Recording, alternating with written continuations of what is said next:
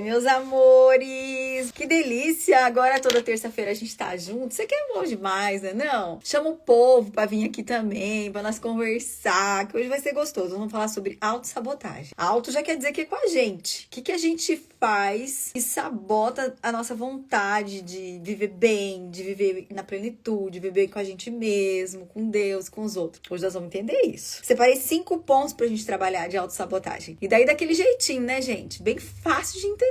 Quando a gente quer passar uma informação para ser memorizada, eu tenho que facilitar, né, para vocês. Eu confio plenamente na inteligência que vocês têm, mas nem todo mundo que tá aqui, nem todo mundo que convive aqui comigo no meu dia a dia é psicólogo, né? Então, eu tenho que falar numa linguagem que psicólogo vai entender e que você que nunca ouviu falar de psicologia vai entender também. Vai ficar, ó, craque. Bom, vamos lá então. 5 pontos que fazem a gente atrapalhar. Autossabotagem, gente, é mais ou menos assim. Você atrapalha a sua própria vida.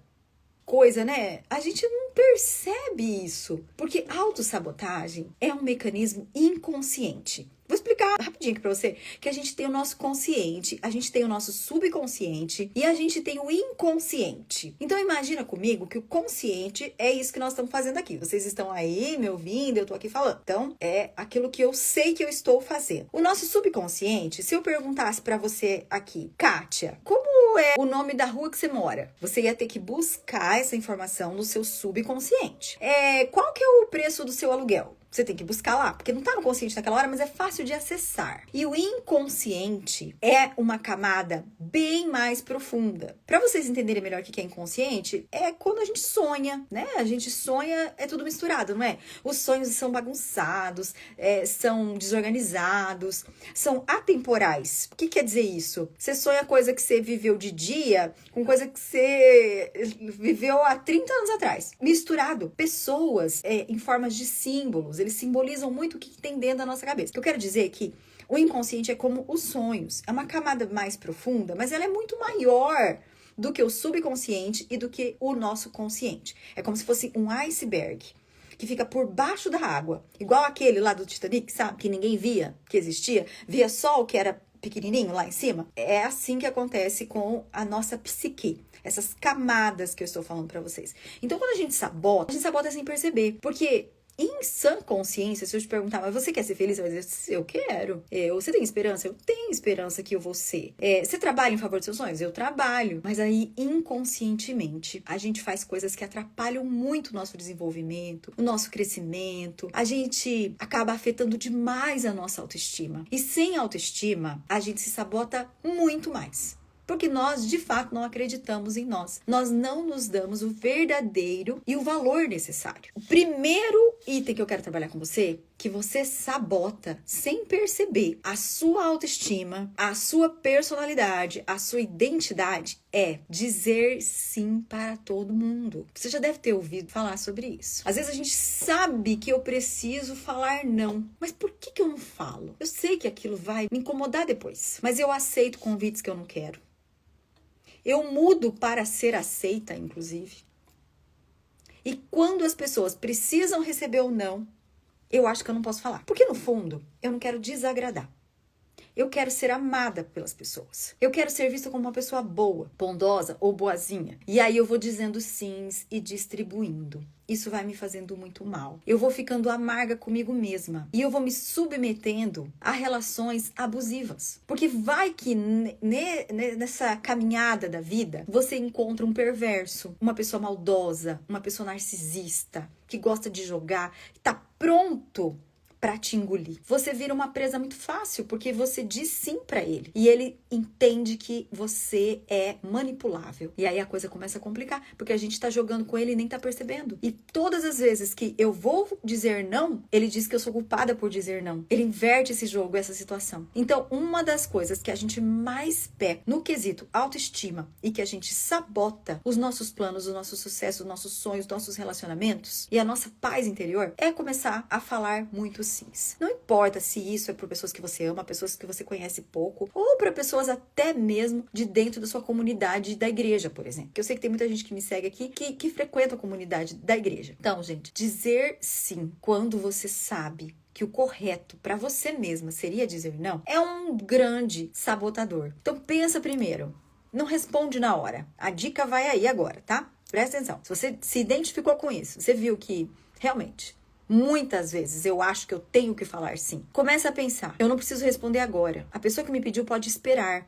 Daqui a pouco eu respondo se vai ser sim ou não. E aí você pensa em você, não no que você vai causar no outro, e não naquilo que ele vai pensar sobre você. Inverte um pouquinho. Como é que eu vou me sentir se eu fizer isso? Eu vou num lugar aonde eu não quero ir. Eu tô super cansada, hoje não é dia de sair, mas me convidaram, vão ficar chateados se eu não for nesse aniversário. E aí? Como é que a gente faz? A gente se respeita e a gente diz, infelizmente, hoje eu não posso estar com você. Começa a observar que isso, no começo, a princípio, parece ser muito ruim, mas te deixa confortável com você mesma. É gostoso falar sim para nós. Entendam isso. Quando você distribui muitos sims para todas as pessoas que estão ao seu redor, você fica sujeito a relações abusivas e cada sim que você fala que devia ser não, é um não para você. Concorda comigo? Vocês que estão aqui. Vocês acham que isso tem sentido ou não? Todas as vezes que eu falo muitos sims e me sinto desconfortável depois, é porque deveria ser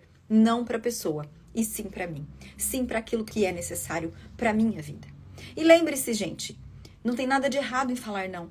Jesus, se você quiser estudar, se você quiser fazer um estudo bem rápido, vai lá na internet mesmo. Quantas vezes Jesus disse não? Quantas vezes Jesus mandou as pessoas esperarem? Gente, quando o melhor amigo de Jesus morreu, Jesus se entristeceu, Jesus ficou triste, ele chorou. Mas ele não foi imediatamente, ele diz, espera, eu vou chegar.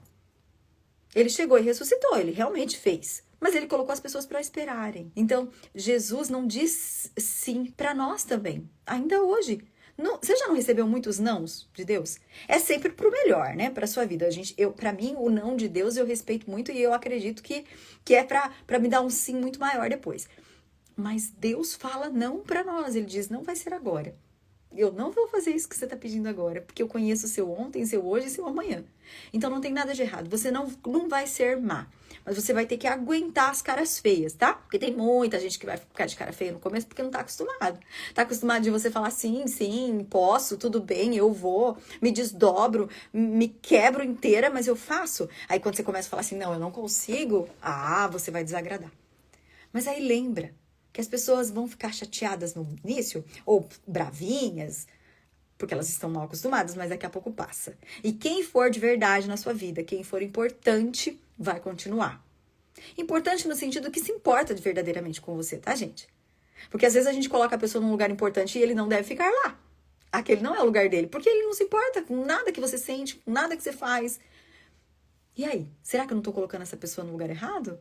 Ela não tá ocupando lugar errado, espaço errado dentro da minha vida? Tudo isso aí é pra você pensar que sabota a sua vida quando você faz esse tipo de comportamento. Falo sim pra todo mundo. Segundo, amanhã eu começo.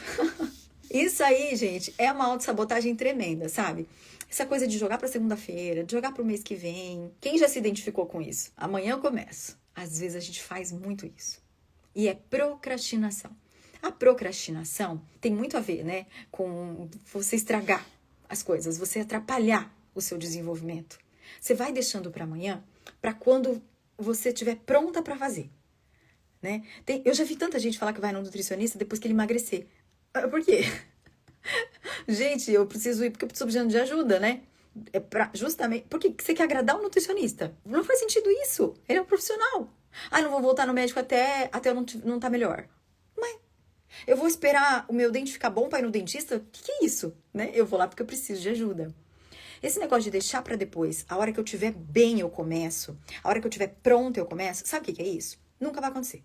Você tem que começar do jeito que você tá e no tempo que você consegue fazer. Tudo é assim. Gente, é caminhando que se faz caminho. Grava isso aí. Escreve aí. Eu vou fazer meu trajeto, eu vou fazer meu caminho, meu curso. Caminhando. Não é esperar o caminho ficar pronto para depois ir. É eu que vou fazer. É a minha história. Ninguém vai fazer por você. Então, quando você... Cuidado muito com isso. Eu começo a dieta na segunda-feira. Eu vou procurar um trabalho novo quando eu terminar meu curso. Começa a procurar um trabalho novo enquanto isso você vai fazendo seu curso. Vou contar uma história. Vou dar uma história aqui que eu fiz há muitos anos atrás, gente. Porque vocês não têm ideia o tanto que eu sou velha, viu? Vocês vão escutar muita história minha, porque eu tenho chão, hein? Já fiz muito caminho. Eu fui procurar um trabalho, eu tinha uns 17 anos. Naquela época tinha que ter digitação, não era mais datilografia. Tem alguém aqui que é do tempo da datilografia? Manda um positivo aí pra mim. Você fazia datilografia? Datilografia, você tinha que ir lá ficar batendo, né? Se tiver gente jovem aqui, não vai saber nem o que é uma máquina de escrever, né? Mas eu não tinha datilografia e não tinha digitação também. E uma coisa que era necessária para essa vaga de emprego, eu estava fazendo faculdade de enfermagem na época, já estava entrando no curso, era saber digitar, tinha que digitar rápido, porque eu ia ser recepcionista de uma clínica médica. E aí era o requisito básico. E eu não podia mentir, né? Até porque se falasse assim, digita alguma coisa, eu ia ficar lá catando milho, porque eu não sabia. Mas aí, eu fui pra entrevista e disse assim, olha, eu sei o básico, não é tão rápido, eu sei achar, mas eu só preciso de um teclado. Se você emprestar um teclado pra mim, sem computador, porque claro, o computador eles não iam me emprestar, porque tava começando essa história de computador, né? Um teclado velho que você tiver, eu te garanto que em uma semana eu tô sabendo. A minha motivação para conseguir aquele trabalho era muito íntima minha, interna, naquele momento, porque a motivação passa, sabe, gente? Um dia ela tá melhor, outro dia ela não tá. A gente não pode viver de motivação. Isso aí é coisa de gente que quer te enganar, falar que você tem que viver só na sua motivação. Não, a gente tem que viver em propósito, não em motivação. Propósito que você tem para ser feito agora, não é propósito daqui a 30 anos também. Mas eu tava tão motivada naquele momento que a gerente da clínica falou assim: tá bom, você vai ter 30 dias de experiência. Gente, eu saí de lá com aquele teclado debaixo do braço e eu me matriculei imediatamente no curso de digitação.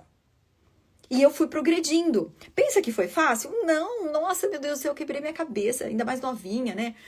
E me esforcei pra caramba. Eu ia depois do trabalho naquela digitação e fazia, porque eu queria muito trabalhar lá. Pra mim, aquilo era muito importante. Então, eu não fiquei esperando fazer digitação. Eu não sei fazer digitação. Quando eu terminar meu curso, eu volto aqui. Minha filha, se eu fizesse digitação e voltasse lá, eu já tinha preenchido a vaga. Então, tem que começar do jeito que você tá. Resumindo, sabe quanto tempo eu fiquei lá trabalhando? 7 anos. Então, rendeu. Aprendi datilografia e mais 1 milhão de coisas. Terminei minha faculdade lá. Fiz tudo o que eu tinha que fazer lá dentro. Ganhando o salário que eu queria, do jeito que eu queria. Então, a gente não precisa ficar esperando, não. Eu vou agora. Eu não tenho tênis pra ir pra academia. Desculpa, vai de chinelo, mas vai fazer uma caminhada. Hoje em dia é até chique, né? Fazer academia descalça. Então não dá desculpa pra sua vida, porque isso é sabotar a sua felicidade, a sua alegria, aquilo que você tem plano. Eu tenho certeza que você tem plano. Se você não tivesse plano, você não tava aqui. Eu tenho certeza que você não tava aqui comigo. Você tem um objetivo. Só não pode ficar estragando ele, atrapalhando, sabe? É aquele bolo que a massa tá quase ficando boa, você joga um monte de leite, tem que começar a jogar farinha tudo de novo. Então, isso é autossabotagem. Olha, um outro ponto. Isso não tem como dar certo. Aí a gente tem que usar a palavra pessimismo, né? Porque o pessimismo também entra na autossabotagem. Isso daí não vai funcionar. Esse olhar negativo, que às vezes a gente tem um olhar positivo para a vida do outro, mas para nossa, a gente se olha, é como se você tivesse muito pequena, miúda. E a gente precisa começar a se olhar diferente. Por que isso não tem como dar certo? Por que eu tô pensando isso? Normalmente as coisas têm 50% de chance. Quando a gente quer algo, a gente tem que pensar, poxa vida, eu já tô aqui mesmo. Aqui já deu errado onde eu tô, não tô contente. Por que eu não vou tentar? Eu vou tentar sim. Se der errado, ainda tentei, ainda me esforcei. Então, quando surgir esse pensamento, lembra, ele é sabotador. Ele não é bom pra você. Ele vai te deixar desanimado. Ele vai deixar você diminuído. Que nem uma formiguinha, né? E a Bíblia diz, o Senhor nos diz, que você não pode viver de migalhas. E quando você fica pensando que as coisas vão dar errado, é porque você está com medo. Esse é o verdadeiro sentimento. E aí o medo paralisa. E você continua ali, naquele lugar. Aquele lugar já não tá bom. Então, para buscar outro, eu preciso pelo menos me dar esse direito de caminhar até o outro. Quando eu penso que as coisas não vão dar certo, que é esse tipo de pensamento, isso não tem como dar certo, né? Esse pensamento sabotador que eu coloquei, eu estou me recusando a fazer qualquer movimento. E aí as coisas realmente não vão dar certo. As coisas vão continuar como tá. No máximo que vai continuar é como tá. Se eu não me movimentar, se eu não fizer nada. Então, mesmo que dê errado, você vai ganhar uma experiência. Você vai crescer com isso. A gente só cresce quando a gente se dispõe a sair desse lugar confortável, gente. Porque às vezes a gente fica num lugar que não tô fazendo nada pra mudar minha vida, mas eu tô confortável ali. Porque todo corpo em repouso tende a permanecer em repouso. E aí aqui eu tô segura. Então, para eu não ficar com medo, eu fico nesse lugar. E eu desenvolvo esse tipo de pensamento. Não tem como isso daí dar certo. Que além de ser negativo, pessimista, me deixa onde eu estou. Porque o desânimo não tem esperança, então pra que fazer, né? Você não vai saber se você não tentar. A coragem tem que ser maior que o medo. Não é que você não vai ter medo. Entendam isso. Tantas coisas eu faço morrendo de medo, gente. Será que vai dar? Será que não vai dar? Eu também tenho os meus medos. Mas a diferença é que eu vou e faço com medo mesmo. Grava isso aí. Vou fazer as coisas com medo agora. Porque quando você se dispõe a fazer é porque a sua coragem, ela teve uma dosinha a mais. E aí, é o movimento que eu tô te falando. Você teve que sair daquele sofazinho quentinho lá. E depois, não se mexe em time que está ganhando. Quantas vezes a gente já não escutou isso, né? Ah, pra que eu vou fazer? Ah, não vou fazer nada não, porque, gente, já tá bom, né? Já tá bom, vou ficar aqui, tá tudo certo, eu vou ficar. É a mesma coisa de você falar assim, eu aprendi as coisas na minha vida, lá na minha casa, levando muita surra, né? Eu aprendi levando chinelada, eu aprendi ficando de castigo, e eu não morri, e eu dei certo na vida. Então agora eu vou ensinar os meus filhos assim. É como você dizer isso, em time que tá ganhando eu não vou mexer, eu vou continuar fazendo tudo do mesmo jeito. E você sabe que as coisas acontecem na vida de quem quebra ciclo, quebra paradigma. Tem um decreto falando que é só desse jeito que dá certo? Não. Então, se você tem alguma coisa aí dentro que você precisa tentar, você não pode deixar esse pensamento sabotador de que em time que tá ganhando não se mexe. Não. Às vezes eu posso melhorar isso aqui e fazer muito mais gol. Vou fazer uma tentativa. Qual que é o pior que pode acontecer? Recuo. Mas não se permita em ficar em lugares tóxicos, altamente comprometedores para a sua saúde mental, com medo de mexer e piorar.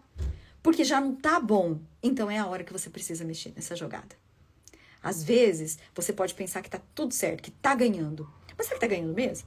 Ou você se acostumou com essa mesmice? Ou você se acostumou com um pouquinho que cai? É uma gotinha, mas tá caindo ainda, né? Isso acontece muito nos relacionamentos. A gente às vezes sabota a chance de ter um relacionamento mais saudável, de ter um relacionamento melhor, as meninas que namoram, né? Ou até relacionamentos perversos que as pessoas precisam realmente sair disso, não tem outro jeito. Preciso sair pela minha saúde mental, que eu já tentei de tudo e não dá certo. Eu não saio porque eu me acostumei com aquilo ali. Então eu tô tão carente que eu preciso ficar nesse lugar. Por menos que eu tenha, pelo menos aqui eu me sinto seguro. Lembra que a zona de conforto, eu me sinto seguro nela. Ela me paralisa, ela não me deixa avançar, mas ela me traz segurança. Só que me impede de chegar aonde eu realmente gostaria de estar. Então, esse daí foi um ponto também. O último agora que nós vamos trabalhar é: eu não preciso de ninguém. Como assim não preciso de ninguém? Quando a gente pensa assim, eu não preciso de ninguém, eu faço, eu me viro. Será que você não faz sobrecarregada? Será que você não faz cansada? Será que você não se acostumou a ter um ganho secundário quando você tá cansada e faz tudo? Esse ganho secundário pode ser a posição de vítima, gente. Porque vocês já não escutaram isso? Mulheres que reclamam demais de seus maridos, que eles são incompetentes, que eles não fazem nada, que eles não contribuem, mas elas vão pegando tudo pra elas. Quando eles vão tentar fazer, ela não deixa fazer do jeito dele. Tem que fazer do jeito dela. E aí são mulheres que vivem com raiva, mulher estressada, nervosa. Quando a gente tá muito cansada, quando a gente tá com muita coisa, nós vamos ter uma reação, gente. A gente vai ficar nervosa. Porque a gente tá em exaustão. A sobrecarga é muito grande. Então, como que você vai ter calma pra educar uma criança? Como que você vai ter calma pra conversar numa boa com seu marido? Como é que você vai ter ânimo pra atitude sexual? Não vai ter. Não acontece. Não vai. Porque você pegou coisa demais. Só que aí é que entra o sabotador. Por quê? Você diz, eu não preciso de ninguém porque eu tenho que fazer mesmo porque ninguém faz por mim. Tá, eu até acho mesmo que as coisas pra nossa vida, pro nosso bem-estar, que a gente tem que se priorizar, é a gente que tem que fazer. Só que existem parcerias que a gente faz que eu preciso falar pro outro que é parte dele e eu não vou fazer por ele. Eu não vou fazer, é você que vai ter que dar conta disso. Por isso que eu falo ganho secundário. Porque eu perco porque eu tô cansada, porque eu tô sobrecarregada. Mas eu fico reclamona. Eu fico sempre sobrecarregada, reclamando porque eu trabalho demais. Eu trabalho 15 horas por dia, mas ninguém me ajuda. Porque eu tenho 3 filhos pra criar, porque eu tenho... Eu ganho com essa posição de vítima e não saio dela. Então, isso é altamente sabotador. Muito cuidado quando você não quer delegar as coisas para o outro. Será que é porque o outro é incompetente? Ou é porque você está achando que ele é? Ou você quer que eles precisem de você? Uma vez eu dei um exemplo, fiz algum vídeo falando disso. É o seguinte, na minha casa, a gente tem só eu de mulher e 4 homens. E eles, várias vezes, me perguntam onde estão as coisas. E eu nunca paro o que eu estou fazendo para ir atendê-los. Eu digo, procura. Ah, deve estar por aí. Mas eu falo numa boa, porque eu não tô brava. Não é que eu não quero fazer, é que ele pode fazer, porque afinal de contas, a casa é dele, a roupa, ou o tênis, ou o computador, sei lá o que ele tá procurando, é dele. Ou seja, o mesmo trabalho que eu vou ter de sair da onde eu estou para procurar, vai ser ele procurar. Então, procura melhor. O máximo que eu faço é dar uma dica. Ah, eu acho que tá lá em tal lugar. Pode ser que esteja lá. Mas, gente, isso é muito errado. Nós, enquanto mulheres, e homens também, você parar tudo que você tá fazendo e ir lá atender. Por que você faz isso? Você tá mostrando que você não precisa de ninguém? Que os outros que têm que precisar de você? O que você tá ganhando com isso aí? Sobrecarga. Nunca vão te valorizar. Nunca vão. Porque eles se tornam mesmo dependentes de você, mas eles te usam quando eles querem. Mas nunca serão gratos. Porque eles acham que não é mais que a sua obrigação tá com o prato de comida, comendo, parar e ir procurar a chuteira. Mas quem é que causa tudo isso? Nós, quando a gente senta nesse lugar e diz assim, eu dou conta, eu faço tudo. Isso sabota. Mais um pontinho que eu nem tinha colocado aqui pra finalizar, é quando a gente começa a achar, eu tô num relacionamento, ele tá me tratando mal, ele não gosta de mim, ele não diz que me ama e eu não falo pra pessoa tudo que eu tô pensando. Isso é altamente sabotador, porque o nosso pensamento, eu já falei isso várias vezes, nós temos, o nosso cérebro, gente, é de uma capacidade incrível. Ele cria e nós acreditamos naquela criação, que são as fantasias. Então, ao invés de eu ir lá e expor os meus sentimentos de forma não violenta, né, trabalhando isso na calma, no momento que eu não estou com raiva, e dizer, olha, eu me sinto assim, eu gostaria que a gente tivesse um tempo para falar sobre isso. Você pode me ouvir? A gente não fala isso. A gente foge desse tipo de conversa sincera. Conversas corajosas, né? A gente foge. Só que enquanto eu fujo, eu fico tramando tudo na minha cabeça. Aí ele chegou de mau humor. Aí fui eu que fiz alguma coisa. Aí ele tá bravo comigo. A mesma coisa o homem também. Ah, ela tava fazendo isso. Ah, ela tava fazendo... Eu vou criando. Eu vou acreditando em tudo aquilo. Às vezes não é nada disso. Nada. Então, se você quer realmente falar sobre os seus sentimentos e saber os sentimentos dos outros, aprenda a conversar. Porque nesse modelo aí da adivinhação e de criando coisas, achando que tá todo mundo contra você, porque ninguém gosta de mim, porque é mais uma vez sabotar. É autossabotador também. Então, lembrem-se disso. Agora, vamos lá, né? Eu vou ler um pedaço aqui, porque isso aqui tem tudo aqui, gente. Tudo e muito mais, tá? Muito mais.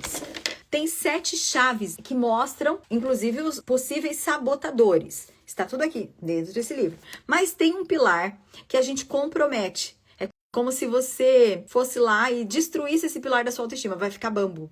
São 7 chaves que trabalham a autoestima. É esse pilar que eu vou falar aqui pra você. Ó. O desrespeito a si acontece da maneira mais sutil.